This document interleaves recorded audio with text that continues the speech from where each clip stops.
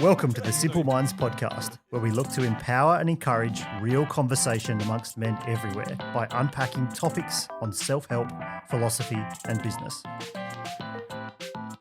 Welcome to the Simple Minds podcast. It's Matt Hannum here with a motley crew, an unusual crew of motley crews. And today we're talking we're unpacking the top 5 reasons many won't recover, according to Uncle G. The Uncle GC, Mr. Grant Cardone. Conrad's got a massive crush on this guy. I mean, I've seen pictures of him in his car, on his ceiling. I mean, just everywhere in the office. And anyway, we're going to unpack the top 5 reasons. I love how it's me and then you're the one bringing up the topic. This topic was born. You were born for this topic, mate. So was that shirt. So we're going to unpack the top 5 reasons. Quickly going to jump into the drink. We're just drinking a staple. Right. A staple. Starting the day off with a red Penfolds Conunga Hill 2017 Shiraz Cab. Shout out to a friend who bought it for me, and that's really it. So it's a staple for us all. Must have been a great friend because it's about $8.99 at Dan Murphy's right now. Well, look, I just clean skin. We won't elaborate. I just felt like sharing it. And it's here. We're all having a drink, with the exception of Michael Duncan, who's smelling his, I will smell it. And Jacob Moffat, who's joining on the other end. If you don't hear him throughout the show, then well, look, it's kind of like well, you can see him at you can least. see him in the video. This is on video. If you're not watching us at the moment and you're hearing us, and yeah, that's right. You can also maybe hear him in a cameo appearance, and it's kind of like Where's Wally. So you just have to try and spot If Travis's left hand moves and Jacob speaks, then we know what's going on. Yeah. It's usually 12 minutes and 30 seconds. Okay, so if you could just comment the first time you hear Jacob speak, that'd be fantastic. That's if you're watching this on YouTube. So let's jump. Well, let's have a quick Cheers. Sniff. Cheers, all. Have a sniff there, Mike. Salute. Cheers.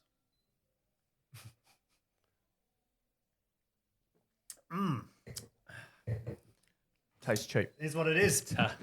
So it's a good way to start the day. Can't say quality, but that's all right. That's all right. Here's what it is. So I was recently, during this COVID period, I was forwarded an email by Grant Cardone, the larger-than-life American sales. Yeah, I mean, most subscribes to the newsletter. Let's just. I do have a subscription to the newsletter in my newsletter subscription account, which is overflowing with many things. But I stumbled across this email, which was unpacking the top 5 reasons many won't recover, according to Grant Cardone. So I thought it was pretty cool, and I thought we could definitely chat on the different areas here. Are we talking recovering from the COVID situation? We're talking or recovering in general from COVID from an economic standpoint, Yep. not talking about COVID at all, other than just the mass disruption. Yep. But he's obviously talking more to the American economy. We're a bit different to that, but generally the COVID period. So he's got the 5 things, and I might just quickly read through some of the copy from his email because it's not that long, and then I want to just dig into each of those individual sections and see what we think. So the first one is lack of consistency. He believes that those who succeed in the months to come will make consistent routines in their life. Consistent approach starts with getting consistent in your day-to-day operations. When you wake up, what do you do next? And yeah, we might just go through this one by one and talk to them as we go. But lack of consistency, and I guess, for me, the areas where it lacked consistency became very obvious when sort of placed under additional pressure. There was quite a few in business and in personal life, and I thought it became really evident during a period of high stress. We often try and plan for these periods of high stress or consider what we might do, but we genuinely found ourselves in a pretty widespread situation. So, lack of consistency, guys. So what do we think, Jacob? Well, as a, gym owner, I was potentially one of the more impacted directly during the COVID kind of process. I think April, May essentially the government said you're not allowed to open. So overnight the gym was closed, empty. So routine was quite an interesting one, is that I was used to getting up at 5 a.m., getting to the gym at 6 and teaching or training. And kind of for those 6 weeks or so we were closed, I transitioned to more of a fairly traditional 9 to 5 kind of role. I got up, had breakfast with the family, went into the gym, kind of did a bit of training, bit of recording, finished at 4:30, 5 o'clock, went home, had dinner with the family, and kind of actually didn't mind it initially. After a while, I had to find a bit of a routine though. I think the first week was just a bit reactionary, and I just kind of went and did whatever was needed. But I soon started to think, well, how do I create a routine in this very different environment where there's no teaching, no classes, no students, no clients essentially. And we just quickly adapted, went online and created a new routine about when we assist people online, when we do admin, when we do recordings, all these other things. But yeah, I think creating routine just helped us be much more proactive. I think for me, and I think for a lot of people, routine creates a more proactive approach to things rather than just being reactive and just doing whatever the day dictates. I think it's interesting his perspective where he says, to succeed, you should start making consistent routines. I think it's people or businesses that had routines in place already when it hit, I think were the ones that probably maybe handled it a little bit better and were able to just keep these routines going. I know it's hard when something completely changes, but for our business, it was like kind of business as usual, keep these routines going, try and work as normal as possible. So I think it's much harder to start creating routines once the shit's hit the fan, I suppose, rather than having these sort of things in place sort of for a situation that may happen. So planning for worst case scenario or whatever. So I think people that had routines in the first place maybe a little bit better off. I think potentially people who were routined people in the first place were also more likely to just adjust and create a routine. Again, if you're an organized, disciplined person and there's disruption, you're more likely to be an organized, disciplined person once you've adjusted as well. So did you change your routine, or did you just cut out the contact hours effectively? Because in some ways, what I'm hearing in your particular routine is those contact hours with clients, say, let's say 6 to 9 a.m. or whatever, and then maybe in the evening, they dropped out. Yeah. And you would typically, I think, train during the week, like in the middle of the day and that type of thing, and do your admin and stuff. So did you just sort of contracted those two client-facing pieces? And Pretty much, yeah. The routine didn't change too much in that, a lot of people worked from home, and I just knew for me that wasn't going to work. So for me, the routine was just continue going to the gym just a little later and finish a little earlier because I wasn't there. I didn't need to be there. So yeah. So what did you do at the time? the time, a lot of recording, a lot of creating content. Instead of teaching classes, we just recorded movements for online. Instead of taking sessions, we kind of spent that time giving our kind of clients and students feedback. So the routine didn't strictly change a lot. I guess on reflection, it was just making small adjustments rather than doing it face-to-face, just doing it digitally or online as well. I mean, personally, I feel like around work, my personal self-care habits and things just sort of got thrown out of the window a little bit, and I found myself just spending far more time actually working and not working out the same amount and doing those kind of things that I would have and could have, should have done. What about you, Hato? How did the routine shift for you? To be honest, I didn't change at all because, one, I have a pretty a mixed routine week to week anyway. You know, sometimes I'm shooting in an evening. You know, I've just got back from away. I've just been away for 2 days. You know, I got up at 4 a.m. shooting the sunrise this morning. You know, so my routine's pretty flexed anyway. During COVID, probably the heart of it, when sort of photography really stopped, I was just pretty much into the office every day. You know, going into the nuts and bolts of my businesses and you know, trying to pivot where I needed to, understand what I needed to do. So I still really retained, you know, pretty normal routine. If anything, I probably got a little bit better with my self-care and, you know, because I had a little bit more time either side, or, you know, I wasn't shooting evenings or anything like that, or, you know, no, you know, social sport or anything. So yeah, for me, that was one reason, and two, I probably didn't really, what's the word? I didn't really understand how big this was going to be. I sort of had such a mindset on that it would just, these sort of things will blow over in a couple of weeks and off we go. So I didn't really change anything, based off that.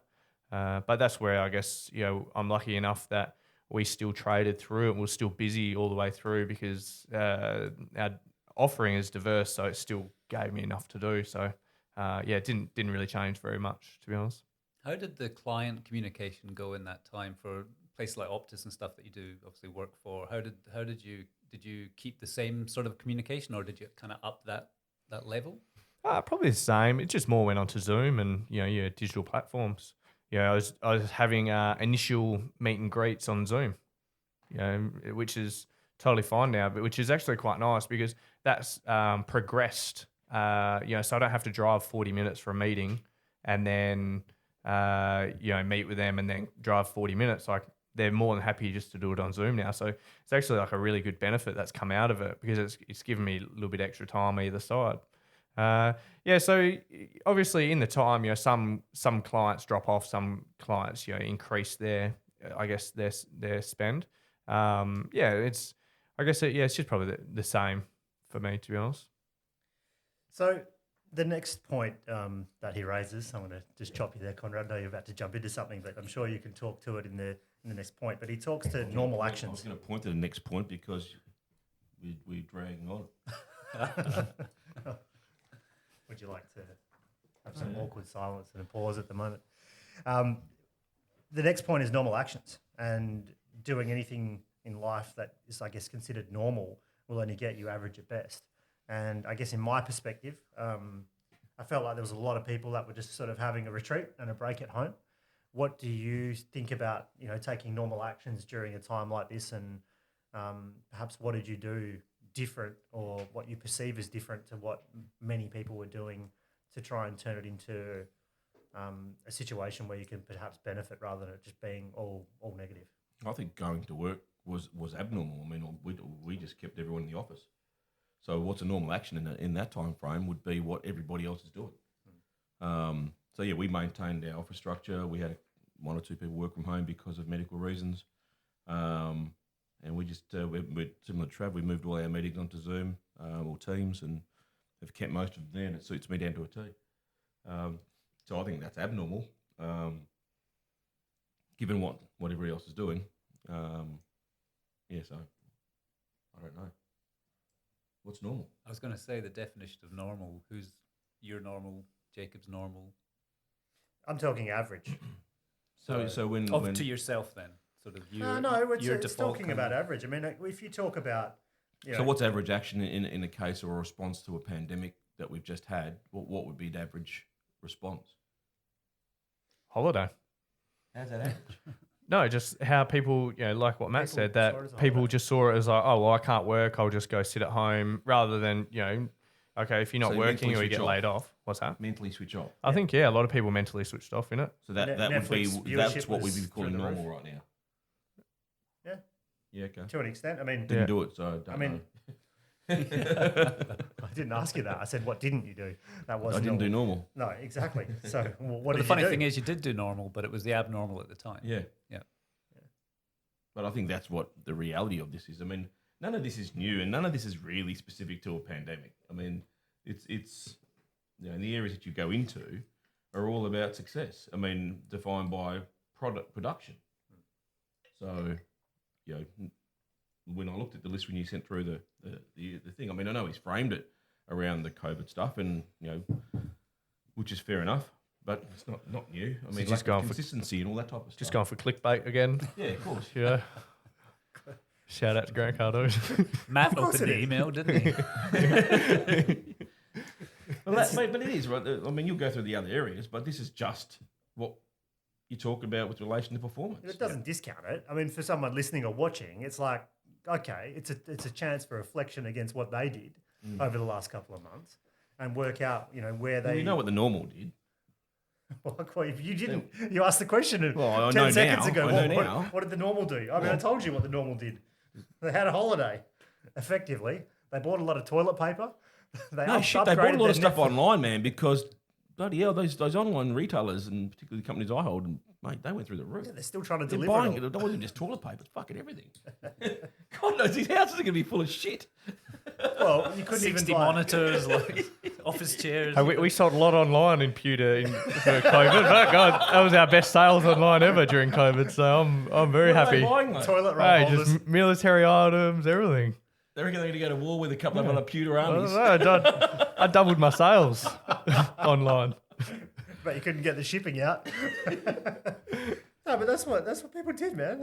They did not nothing. Oh, but clearly, you they couldn't, did. you I couldn't mean, buy there was- shelves at Bunnings because everyone had to buy shelves Yeah. to put all this shit on that they bought in the car. I'm serious. It was like there was a shortage of shelves because people were putting their cans of soup in there. It's, yeah. So we were saying, It's borderline embarrassing. I mean, we laugh about it. I mean, but Jesus Christ, we'll be paying for it for years. Yeah, Decades. what's the national debt's on par with what it was like? And I think we've understated it, particularly what's going on the East Coast at the moment. What, 850 trillion? That's A lot of what's money. on par with the World War II. I mean, fair enough. I mean, the money that's been pumped into the system, but for what fucking reason? Pewter fucking soldiers? Seems a great. If you want a pewter toy soldier, go to buckinghampewter.com.au and if there's any left, you might be able to buy You know, one. just don't sit on those things because they ain't gonna be pleasant. All right. Well, your response to the normal actions was underwhelming, so I'm going to shift across to Michael, the big MD, Doogie Howser.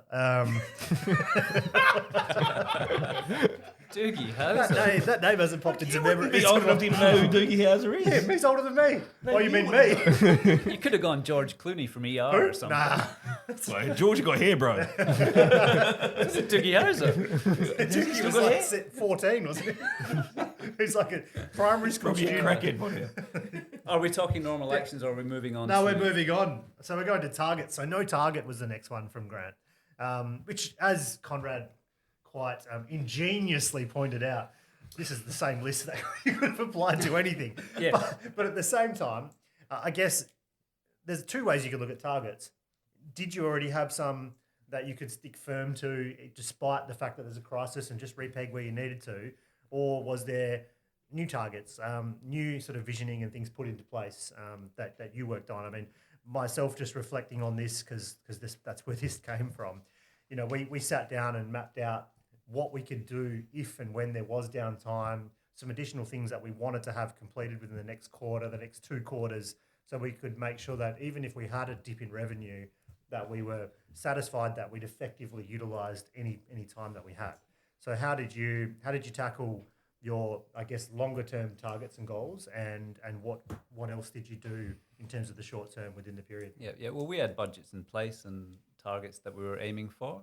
I suppose the situation itself just made us look at some different scenarios. I suppose we put in a few different scenarios of if we lose like 75% business, 50%, 25%, or stay the same. And I mean, luckily we've got a diverse range of clients, and we kind of didn't falter. There was a little bit of shock and awe at the beginning where people put a couple of projects on hold, but as a rule, we had a probably comparable to last year, a similar sort of income coming in, and I mean we've got fairly low expenses, so, and it wasn't a hard exercise to do. It was really literally a couple of spreadsheets and chucking in the budget and cutting it back in specific areas. And so we had the scenario and knew we had cash in the bank, and we knew we could survive the 6 months or however long it was going to be.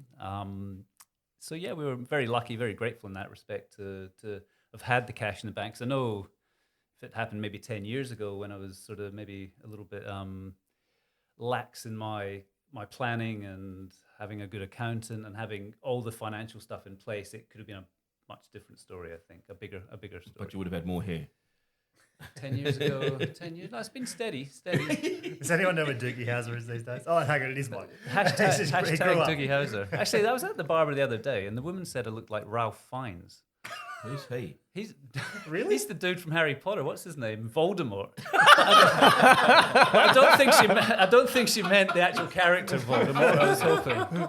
All right, Voldy. Yeah, I was gotta know, I was googling him, and when I got, I was like, Mate, I thought I was onto a winner with Doogie Howser there, but you Doogie just chopped Howser. it He's yourself. the guy from Doogie Howser. He's in a couple. How I Met Your Mother or whatever. That's that dude, isn't it? Was he? Yeah, that guy. Yeah. Which guy? Neil The Patrick main guy. Harris. Was he doing it? He was Doogie Howser. See, I haven't seen it. Like He wasn't a real doctor, by since the it way. was on black and white TV or something way back when you were a child. But That's not So a joke. no, we were That's the lucky. truth. We were lucky. Super grateful for the position we were in when it happened. Yeah. So again, that's the planning part, I suppose. And yeah. Matt, I've got a little bit of action with this one. Is because so I've got two businesses. Photography had already hit the target for the year prior to COVID. So either my target was too low. we didn't change it. Oh no, what's That's, you can't Well, no, mention. You got to change it, mate. I had changed it, but my initial target. Change so, it back. But one thing that I did actually do with Pewter, I actually have reflected on this, and I was like, oh shit, COVID's here, I'm not going to hit my target now, and I actually used it as an excuse, and I hid behind it, to be honest. So it was funny because like I had the success in the other one, and I was like, oh yeah, that's cool, like I've done this, that's great. But the other business, I was like, oh fuck, bloody COVID, it got me, I can't hit my target now. I just made an excuse for myself. And then actually it took me a couple of months. I was like, well, what are you doing? Like you can still actually, you don't need to use that as an excuse. Like, well, you shouldn't be because it's bullshit because there's opportunity anywhere and everywhere. And then I kind of snapped myself out of it. But yeah, initially I 100% used it as an excuse to allow myself to fail, which is probably not the best thing to do. Until he was driving to work one day and heard that Toy Soldier song, and then started selling that shit online. Doogie Howser. Pulls out his stethoscope. But going back to what Conrad was saying about this being a template for everyday life anyway, what I think a pandemic or something like this does is elevates the stress levels of everybody very, very quickly. And these are the things that really shine through, whether if you are able to handle that stress or able to, like if you're actually, it shows you up pretty quick. Like if you're just faking it.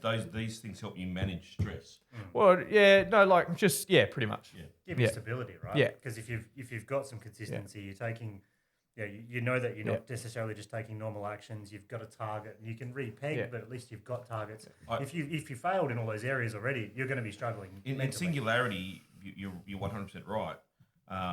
It becomes a bit more complex when you're running teams of people, and they don't have the consistency, or they're wanting to go and take a mental holiday and those types of things.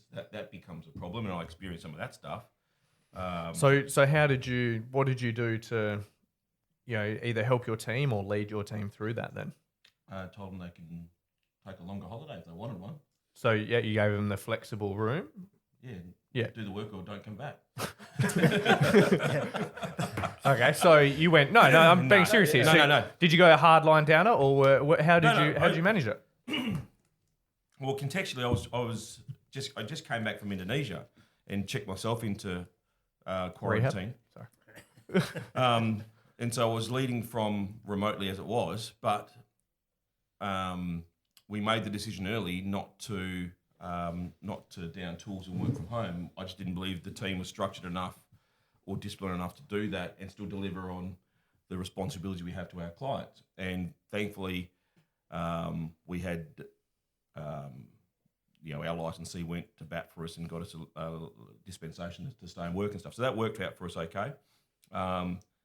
And I didn't have to have that problem. So you tried to put the structure, you tried to keep the structure within the team as much as possible. Because I didn't believe that their structures would have served them or served the business. And how did that serve you guys as a group? Did that show you through that time, or did? Yeah, we did well through that time. I had probably one staff member that probably challenged me a bit more than anyone else did, but that became his problem, and he's working his way through that at the moment. Yeah. Has it made you look at if something like this happened again, where obviously you didn't? Well, there's a trust issue there with how they were going to maybe perceive to work at home. Have you looked at how you may be able to enable that if something different happens, that you are for, like say the licensee didn't give you the okay and it was like, nah, dude, you guys have to head home. Yep. Have you sort of thought about that in hindsight and sort of planning around that at all? No, I mean, Mike, it's not a trust issue on my part. It's a case of that I've He got doesn't have enough abacuses to send home, mate. We've got a very young team. Yep. And whilst I've got no problems with the senior guys working from home from that perspective, the young guys, the other guys, need to be around the experience. Yep. So it's not a trust issue. It's a competency scenario. Yep. So I mean, if we had to do that, then of course you'd make it work You'd somehow. adapt and But it's not ideal. What about you, Matt? Because you probably got the second biggest team out of all of us. Yeah, we went home at some point, whenever that was, I don't know. But we transitioned quite well. I mean, we did a daily huddle anyway, and we quickly shifted into doing that twice a day on Zoom. And I found that the team pretty effortlessly switched remotely. There was the only thing that we didn't actually have, I guess, fully digitized is our VoIP phone system. So we still needed physical phones to plug the VoIP phone system in, which is now being rectified at the moment. It's like the only thing that'll stop us if we have to go completely remote. Everything else is cloud-based. So that was really cool. And I felt like the effort that we put in initially to mapping out what was going to happen over the next couple of quarters really helped. And I felt that the team worked very well. If anything, they were asking and wanting to starting to come back to, just because they didn't necessarily enjoy spending all that time at home. I've got people that have worked from home for long periods of time in the past, not with us, and they didn't necessarily want to go back there. So what other structures did you put in to lead through that time then? I didn't really have to change a lot. The two huddles a day, just to make sure that we're connecting and talking through what was going on, and the rest of was largely managed by our project management system.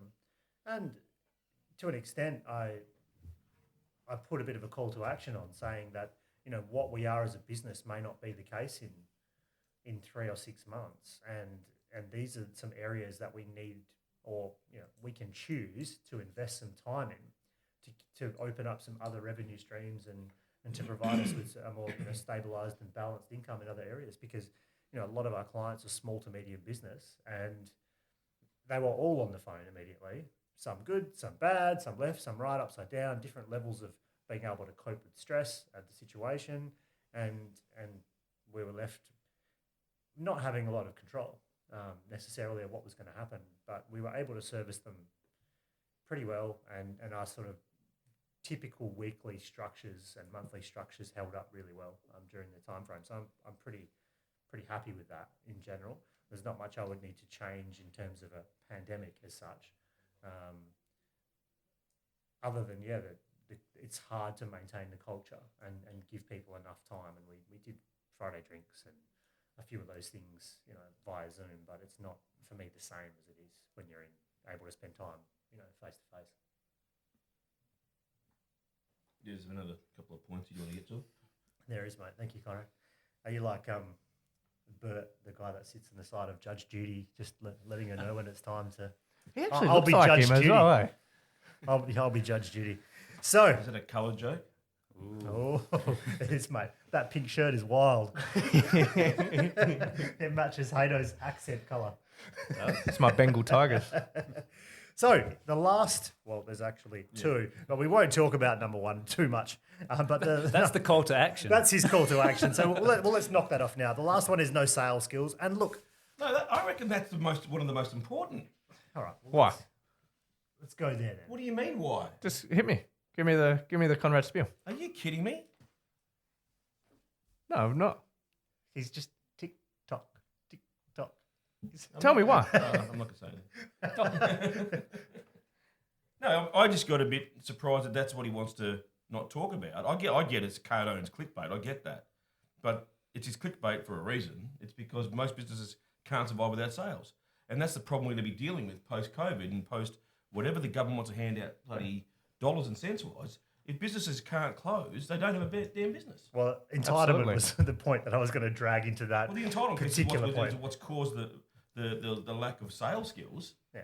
Because they're now getting their $1,500 a fortnight payment to support their business models, And unfortunately, the dependency that that's going to create is going to negate the sales skills needed to be successful. But that hasn't caused it. We already Of course had it it. has. No, we already had it. No, what we've done is that we've taken out the obligation for people to actually meet targets because the government's paying for their mediocre wage. 100%.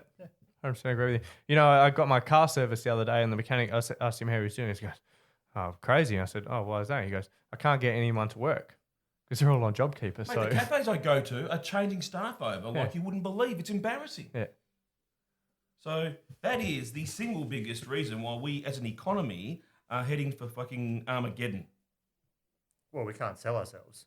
It's why we're not heading for Armageddon. We're heading for a more socialist structure. We're going to be No, don't forced say to. that. You're not allowed to say that. Yeah, I'm going to say it. I just did. And what's your response then? You're not allowed to say it. I kind of agree with you, but well, we're not allowed to say it. Dave will tell us off.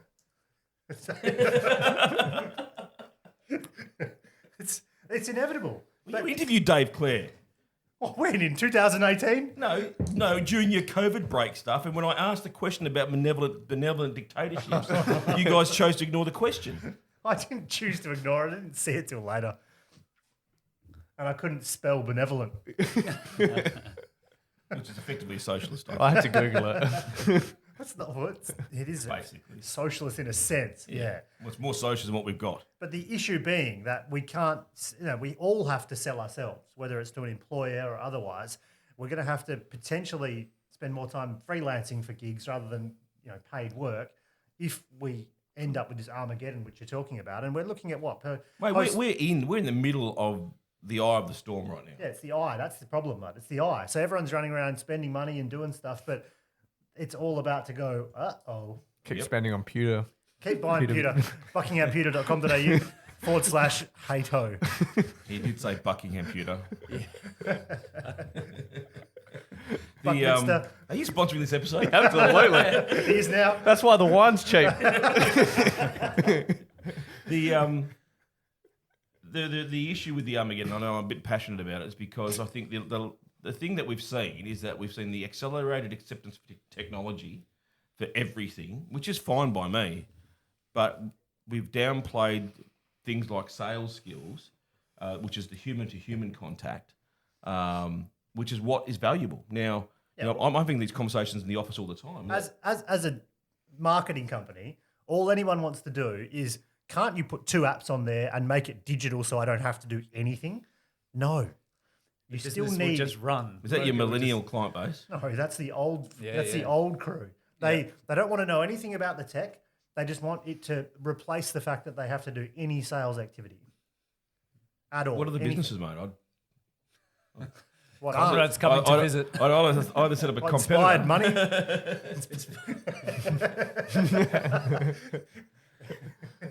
I've got no problem with sales, mate. I've said that, like I said to my team the other day, make their lives easier and they'll pay for days. Don't expect them to make your life easier because I'll sack you tomorrow. Well, gone are the days we're trying to sell to them. We're in the relationship game. Yeah. That's, But it's still sales. It's still Trev. sales. I mean, you can. You still want them to buy from you. So yes, it's creating a great experience and enhancing the relationship. But that's where the real transaction happens. Right? Well, we use that 80s like sales bullshit as an excuse. Yeah. We're like, sales is bullshit in the 70s and 80s. So we hate sales. Well, it's changed. Yeah. But as you say, like it's relationship based. It has to be different. But we still go, no, I'm not doing that. That's the stereotypical 70s used car salesman. Well, that's not the case. It's not going to work on anyone. And it's just the excuse that the general population will use and most small business owners even use. So who wrote that? Who wrote sales skills are generally frowned upon? Is that you or was that Cardo? Card one. Obi-Wan Kenobi. Card one Kenobi. That was me, mate. That was you. Yep. I don't know whether I don't agree. Maybe I don't know where you're coming from, but I don't agree that sales skills are frowned upon. From my perspective, they're valued.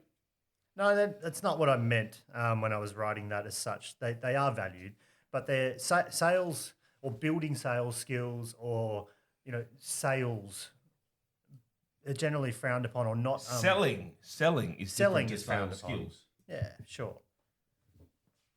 Look, you're digging into into technicalities of the language. I didn't mean that. Sorry for being Conrad Francis. It comes down to what the vision for your business and your kind of brand was anyway. If you were connected to your clients and cared for your clients before this happened, you just bring that through into everything. Well, that's a sales skill in itself, That's a though. sales skill, yeah. Is care. I'm just saying it's not where they'll invest time and effort, and people are largely, even most small business. Trademark that word and you can sell it in 6 workshops, right? Largely, people are trying to they're trying to, right? They're trying to, Doctor care. or they want to avoid it. They want to. Dr. Doogie Sales 101. How to become a doctor at 14. You just care, man. That's all you do. Dr. Love. Doctor.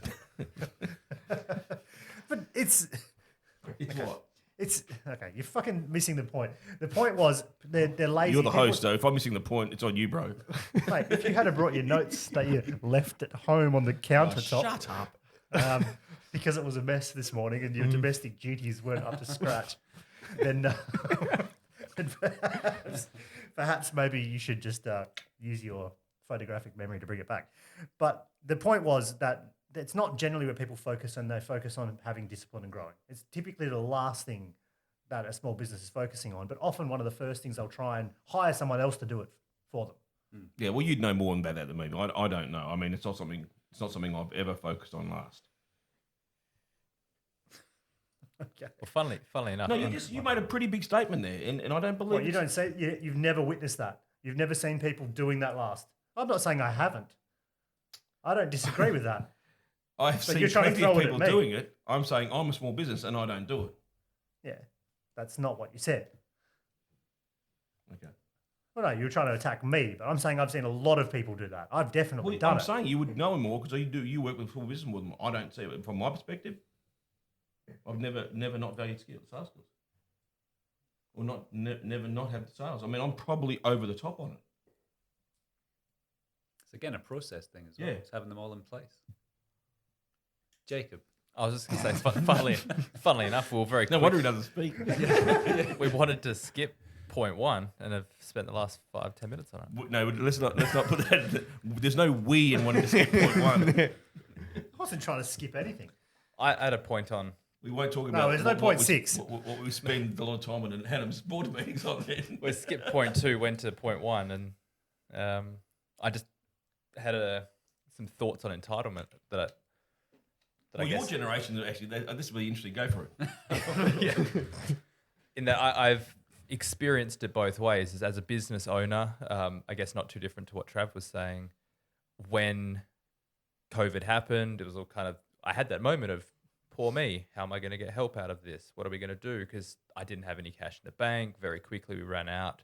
We went from going particularly well to just having nothing overnight, and spent moments online looking through the JobKeeper stuff, kind of working out what that looks like for us. And there was this feeling of, hey, this has been done to us. We've been closed down through no fault of our own. What are we now entitled to, I guess, get that playing field leveled? So I felt that as a business owner and as individually. But I've also noticed the other side is the employee entitlement. We've had, like you were saying, Connor, like crazy turnover in the last kind of few months of people that were for 2 years previously long-term casual and then are suddenly kind of not having to earn necessarily, like to come in and do shifts. We've had people that are getting $750 a week and then going, oh, I'll just reduce my availability to an hour a week and kind of ride on it. I mean, officially, you're still in control of them. Yeah, you're still sort of. Yeah, like I went through the initial process of my interpretation of JobKeeper was, well, they're getting paid $750. They should be working 20, 25 hours or whatever the equivalent is. Yep. Did that they were all happy to do that until one person kind of read more clearly that no, that's not the case. People aren't required to earn JobKeeper. They just kind of continue doing whatever they were doing before. In fact, many can just kind of take indefinite leave and as casuals can just make themselves unavailable. Some toxic thinking. Seriously? Yeah. Oh, it's disgraceful, mate. I didn't think you had to deal with that. I mean, I would have fired them. Yeah. Yeah, and it just took Because one what's person. the point if you're just taking the money and giving it to them? If they're not going to provide anything towards the culture, anything towards the purpose to try and work the business to where it needs to be on the other side. I would have just let them go. Yeah. They're looking after themselves. They can go on job seeker then. Oh, instead of- I very much looked into it, and if someone reduces their availability to say an hour a week, to that's not strictly grounds as a casual to kind of, there was no, I guess, genuine grounds to fire them. but they're a casual. Yeah, Really? So you have to pay them and you have to go through that process. You can't just you give have them to zero. Yeah, pretty much. And like there's a lot of protections for employees Yeah, I was under the on impression JobKeeper. You guys can tell me because I've not done any time on this stuff, but once you qualified for it, even if they went to another employer, they're still entitled to you to pay the JobKeeper tool. Really? Is Yeah. that how it works? Pretty much. No, that's incorrect. Is it? Yeah, because if they get a new job, then technically it stops. Okay. Okay. Well, Because their new employer will be paying them. So I had a employee go back onto JobKeeper, and then she got a new job, and then that ceased when she started the new job. So because you're reporting to the government every 2 weeks of who's working and what's working. far out. So There's a lot of good stories coming out though of people that have knuckled down and got their team together and come up with They'll new always be strategies and just hard work to come out of this like firing. I mean, there's a lot of good stories as well. Oh, for sure. I mean, we probably see them though because of who we are in small business, right? You're probably more activated Attuned and picking to it, those yeah. things up, but there has to be more that are taking the serious piss out of it. If you look at the numbers, I mean, That's a shocking thought process to just go home. Oh, I'm only available an hour a week, and I'm just going to ride this out as a holiday. I don't know about what that looks like after, but I would certainly have lost a lot of faith and trust in what I would consider a long-term relationship with that employee or person. I mean, that's for me. Their work would be drying up pretty quick, and I'll be looking for someone that actually cares about what your business is about. Yeah, because you're not running this bank versus that bank or whatever. You're talking about a small business that sort of has passion and cares about something. Yeah, 100%. And if you're not into that, then I wouldn't think that you're a viable prospect to maintain employment beyond this period. Yeah, it was made very clear that like if whatever you continue to work during this period is going to be reflected after the JobKeeper ends. But some are still happy just to ride it out and kind of whether they quit or for whatever reason, they're still technically rather than quitting, they can just reduce their availability and they're still entitled to it for the remainder through September. Can you, as the boss, as the owner, stop yourself? Like, say we're now earning X amount of money, we're going to stop this. Can you initiate that, or do you just ride it out until they say stop, or is it in your court to I think actually? unless someone actually quits or they're terminated, you then have to or like Trav said, try terminating someone nowadays. That's another minefield. yeah. no, you entitled it until the government says stop. Wow. Okay. So even if so that's why it's being wound down in September, I believe. So the business, even if they've gone through the roof since the initial wave, they can still And take it. that's when that eye of the storm starts to disappear. That's what I'm saying, mate. Well, the reports in the paper today, and for our international listeners from India, you probably don't understand what we're going through at the moment, but the reports in the paper today are saying that this second wave scenario that's going on the East Coast at the moment has already tipped the budget that was been talked about already on its head. It's not surprising. The unemployment numbers are declared at 11.2 or thereabouts, and we know that the numbers aren't true. So true unemployment numbers are sitting around 14 to 15% at the moment. The irony is, right, I mean, what JobKeeper did is give you 6 months to make decisions, maybe sell that car that you had the hire purchase on that didn't make sense to hang on to, from a business point of view, but also a personal point of view. But I feel like now people are just doing the opposite. They're just throwing money, spending money. It's not, it actually gave you a window to tighten up a little bit if you needed to, which is what it was, I guess, designed to do. But in a lot of designed ways, to keep it's you operating, it's going to become and- a cliff like that. Yeah, At some because point. of the dependency. It's like a drug. It's seriously like a drug. And one of the biggest challenges we face and continue to face through it is that, is the kind of looking over their shoulder and comparisons between employees is that one person might have been working a day a week and the other person might have been doing 5 days a week, who are now both suddenly entitled to the exact same amount. So there were naturally comparisons of when they were expected to continue working 5 days a week and 1 day a week, which is kind of how it's intended. They're like, well, they're only doing a day a week and getting $750 a week versus me doing 5 days. There's always a lot of comparisons and shoulder over the shoulder looking, and that's caused no shortage of cultural issues. Long walk of a short plank. Well, I know 18-year-old kids that do one shift at a clothing store and make $75 for the one shift, and they're getting the full JobKeeper. Yeah, And they haven't worked in, well, now it's got to open back up, but they didn't work for 2 months, and some of them still haven't gone back, but they're still getting buying cars and the front page of newspapers. Yeah, that's right. Well, I heard of some businesses at the July, obviously the financial year turnover, like telling clients, don't invoice me until July because I want to keep the JobKeeper stuff going. I want to get that in place. It's like stopping business, stopping money coming in, cash flow. Well, that's all the inverse to all of this shit. Yeah, definitely, yeah.